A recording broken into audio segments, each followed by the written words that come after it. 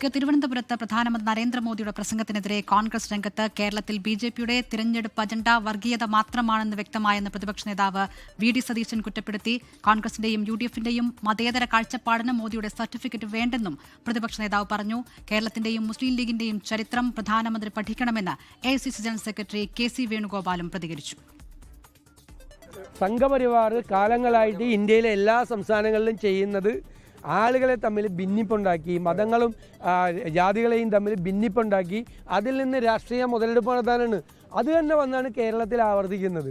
മറ്റു പല സംസ്ഥാനങ്ങളിൽ അത് ഓടും, കേരളത്തിൽ അത് ഓടില്ല. ഇത് മതേതര കേരളമാണ് എന്ന് പ്രധാനമന്ത്രിയെ കേരളത്തിലെ പ്രബുദ്ധരായ ജനങ്ങൾ ഓർമ്മപ്പെടുത്തും. തെരഞ്ഞെടുപ്പ് റിസൾട്ട് വരും. ശ്രീനാരായണ ഗുരുദേവന്റെയും ചട്ടമ്പി സ്വാമികളുടെയും മഹാത്മാ അയ്യങ്കാളിയുടെയും നാടായ കേരളത്തിൽ വന്ന് വർഗീയത മാത്രം വിളമ്പാനായിട്ടൊരു പ്രധാനമന്ത്രി വരുന്നത് അങ്ങേയറ്റം നാണക്കേടാണ്.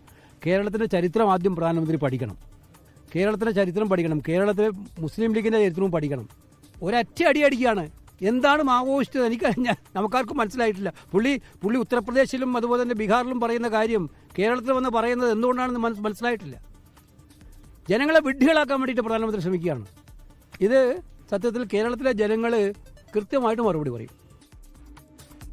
കേരള സന്ദർശന വേളയിൽ പ്രധാനമന്ത്രി നരേന്ദ്രമോദിയോട് ചോദ്യങ്ങളുമായി സോഷ്യൽ മീഡിയ ക്യാമ്പയിൻ. കേരളത്തിനുള്ള വിഹിതവും മുണ്ടക്കൈ ചുരൽമല സഹായവും ചൂണ്ടിക്കാട്ടി കേരള ആസ്ക് മോദി എന്ന ഹാഷ്ടാഗോടെയായിരുന്നു ക്യാമ്പയിൻ.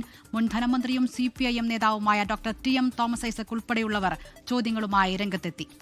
ലോകത്തെവിടെയായാലും ഏത് സമയത്തും 24 വാർത്തകളും ഓഗ്മെന്റഡ് റിയാലിറ്റി പാക്കേജുകളും എക്സ്പ്ലെയിനറുകളും വിശദമായി കാണാൻ ഞങ്ങളുടെ യൂട്യൂബ് ചാനൽ നിങ്ങൾക്ക് സബ്സ്ക്രൈബ് ചെയ്യാം.